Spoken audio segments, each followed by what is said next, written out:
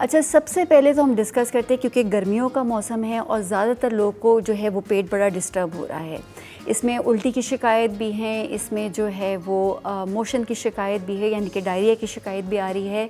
तो सबसे पहले हमने देखना है, क्योंकि गर्मी का सीज़न है तो गर्मी में अमूमन ये शिकायत बढ़ जाती है, क्योंकि इसकी वजूहात हम डिस्कस करते हैं कि क्या क्या वजह है जिसकी वजह से डायरिया या जो है वॉमिटिंग इस गर्मी में बढ़ जाती है।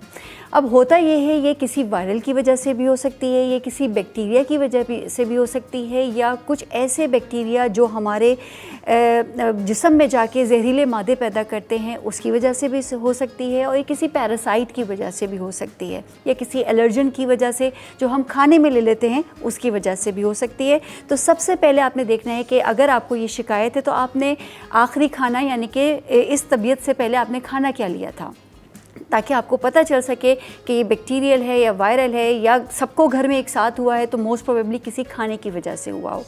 तो कुछ एहतियाती तदबीर हैं जो इस मौसम में हम मैदे के मसाइल से बच सकते हैं। नंबर 1 कि हमेशा ताज़ा खाना बना के खाएं। खाने को अगर आपने बना के रखना ही है तो उसको प्रॉपर स्टोरेज उसकी बहुत ज़रूरी है, यानी कि उसका एक प्रॉपर टेम्परेचर पे रखना, फ्रिज में रखना बहुत ज़रूरी है।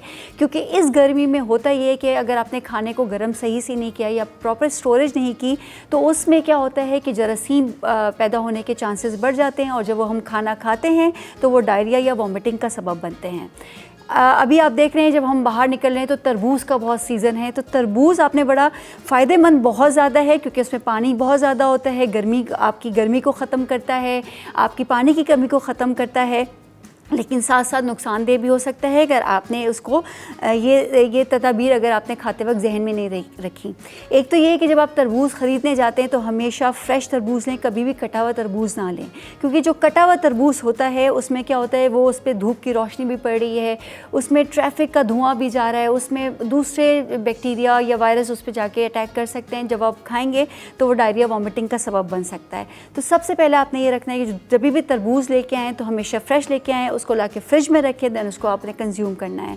अपने हाथों को अच्छे से धोना है, ख़ासकर छोटे बच्चे जब वॉशरूम यूज़ करके आएँ तो उनको हाथों को अच्छे से धुलाएं, ताकि कोई भी जरासीम उनके हाथ में ना हो, क्योंकि इसकी वजह से भी डायरिया वॉमिटिंग का सबब बनता है।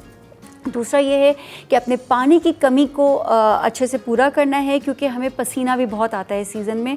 तो होता ये है कि हमें पसीना आता है लेकिन हमें पानी की प्यास लग रही होती है, लेकिन हम जो है वो पानी नहीं पी रहे होते हैं। किसके हमें कुछ लोगों को मसला होता है कि अगर हम पानी बहुत पिएंगे तो हमें वॉशरूम यूज़ करना पड़ेगा। तो अगर आप पानी की मिकदार आपकी बॉडी के अंदर प्रॉपर नहीं होगी तो डिहाइड्रेशन होगी तो आपकी तबीयत भी बोझल रहेगी, थकन भी महसूस होगी और आप प्रॉपर काम नहीं कर सकते। और अगर आपने डिहाइड्रेशन को सीरियस नहीं लिया तो उसकी वजह से कॉम्प्लिकेशंस भी हो सकती हैं।